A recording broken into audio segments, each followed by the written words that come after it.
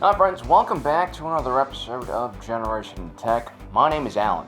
Here on this channel, we like to remind our viewers that most of the novels and holodramas we see about the Star Wars galaxy are usually written by pro-Jedi and Republic authors.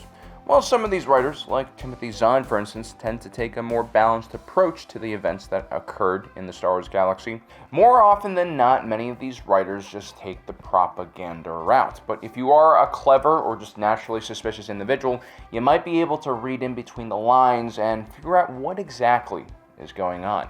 Today I want to take a look at one of the most important figures of the Clone Wars, Count Dooku. Not only was he one of the most promising Jedi in the Order, he later became one of the most talented Sith as well. His supposed betrayal of the Jedi and also leadership of the Confederacy of Independent Systems led to a smear campaign against his character. This led many people in the Galactic Republic to view Count Dooku as some kind of evil mastermind bent on creating chaos, which truly was not the case. Now, one of the best pieces of advice I've ever been given is that it's pretty stupid to quickly assume you understand another person's intent, especially if you don't understand them or the situation they're in. Which is why today I want to kind of talk about Count Dooku and his personality and kind of his experience within the Jedi Order and why he eventually did what he did. Most people are born to follow.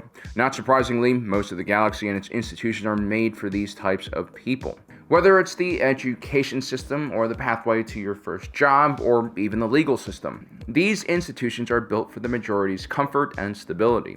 Most people are fine with soaking up information from bored teachers at your local academy, which feeds them directly to a desk job at one of the many intergalactic corporations in the galaxy.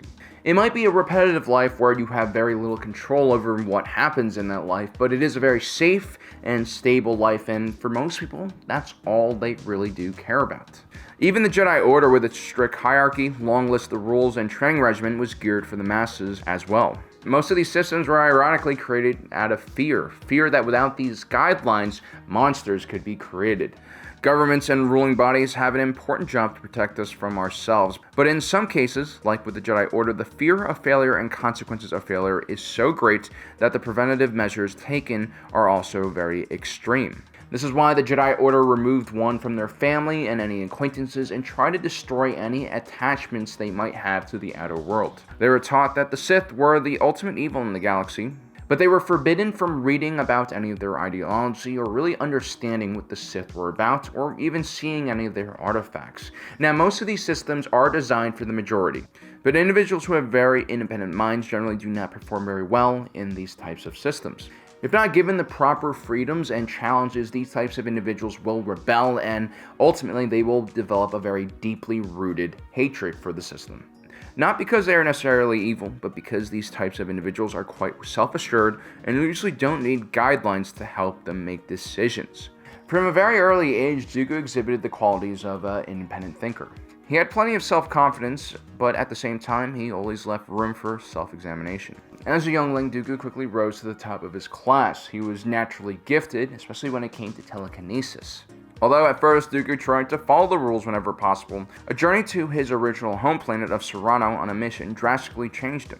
He discovered that his father was one of the rulers of the planet and had abandoned him purposely a long time ago because of his hatred of the Force. He also ended up meeting up with his sister, who he would have an acquaintance with for the rest of his time within the Jedi Order.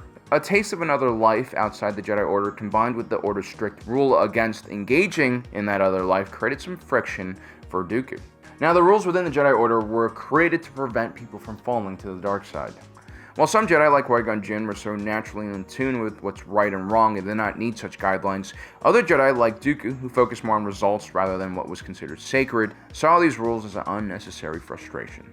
Perhaps this is why Yoda ended up selecting Dooku as his apprentice. Yoda had not taken on an apprentice in many years, and it was actually usually forbidden for a master sitting on one of the Jedi councils to do so. Teaching an apprentice was considered too time-intensive for masters that were also involved in the affairs of the entire Jedi Order. Now, Yoda saw Dooku's self-confidence as a problem. The Jedi prized individuals who came to them without any preconceived notions. What they wanted was a blank slate that they can mold into a Jedi that could serve well beneath their command. And so for an entire month, Yoda did not speak to his apprentice. Whenever his apprentice approached him for lessons, He would just sit there quietly and meditate. This naturally was very frustrating for the Padawan. Instead of trying to help Dooku harness his natural personality and traits and help him succeed, the Jedi refused to accommodate individuals who did not fall into their mold, which just would create more resentment for individuals like Dooku. As Dooku grew older, he began challenging and questioning authority, and oftentimes grew frustrated when he was constrained from doing what he saw was right or necessary. When his close friend Sifo Dyas started getting force visions of deadly solar storms, killing massive amounts of people on the planet of Proto Branch, Dooku implored the Jedi to heed Sifo Dyas' warning. Yoda and the rest of the High Council warned that oftentimes visions such as these were hard to interpret, and the future was ever-changing. Visions of the future could oftentimes create fear and make a Jedi act irrationally in order to prevent it. Many years ago, a few members of the Jedi Council massacred several Padawan after misinterpreting a prophecy.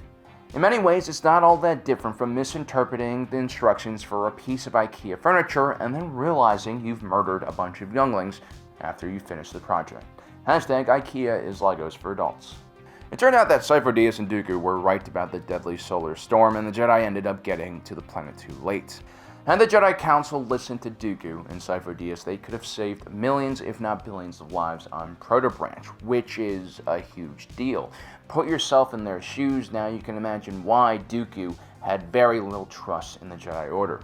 During the rescue effort, Dooku was further dismayed by the Republic's focus on saving resources and crops on the planet rather than the people. The blind loyalty that the Jedi had for the Republic only made him lose more respect for the Order. Dooku would continue on this path, and as he rose to the rank of Jedi Knight and later on Master, his higher rank afforded him some freedom to embrace who he was. After his experience with Sifo Dyas' vision, Dooku would begin doing more research on Jedi prophecies. He would later on accept Qui-Gon Jinn as his apprentice.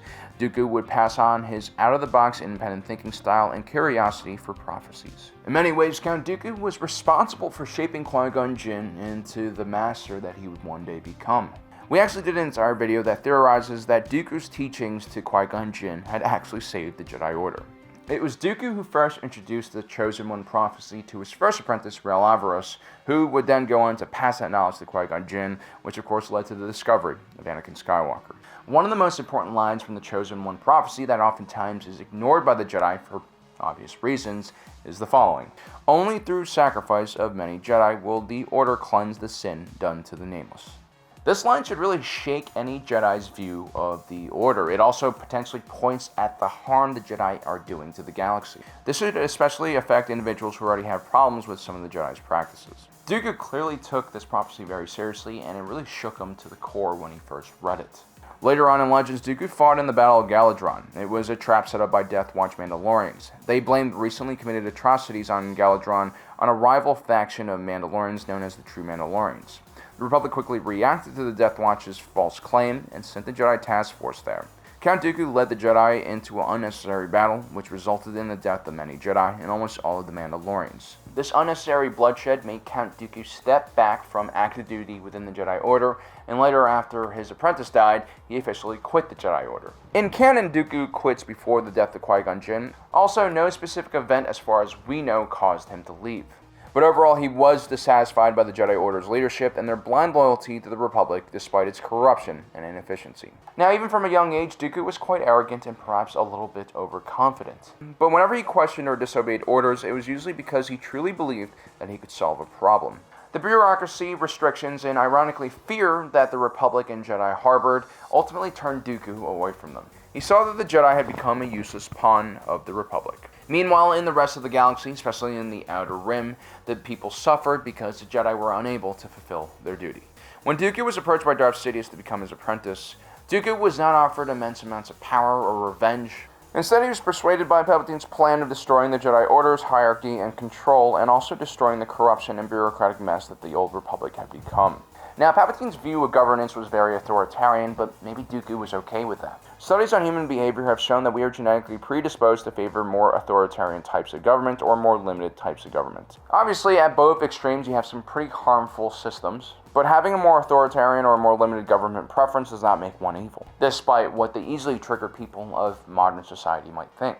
But Dooku does know that Darth Sidious is a Sith. And despite knowing how problematic becoming a Sith could be, maybe Dooku, through his own arrogance and self-assuredness, thought that he would be able to control the dark side more than it could control him.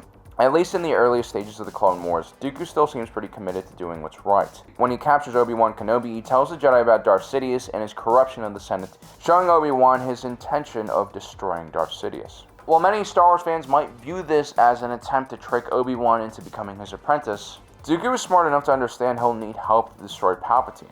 And who's to say that he wouldn't be a good leader in Palpatine's place? Now, I'm not really a fan of authoritarian styles of government, but one can't really argue that Palpatine's empire, especially in the years immediately following the Clone Wars, brought peace, prosperity, and stability to the region.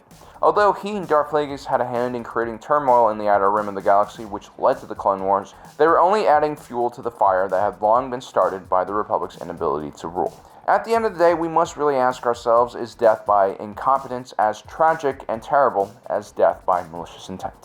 So as you guys can see, the institutions in this galaxy, and even in our own galaxy, are not really built for individuals like Count Dooku, or Qui-Gon Jinn, or even Anakin Skywalker. And if you are an individual like this, a person who thinks outside the box, don't worry, as you get older, as you become less dependent on institutions like these, you'll become happier and more able to pursue whatever it is that drives your passion. Anyway, guys, don't forget to subscribe and hit that notification button so you don't miss out on the rest of our awesome content. As usual, thanks for joining us today. If you're watching this, you are Generation Tech.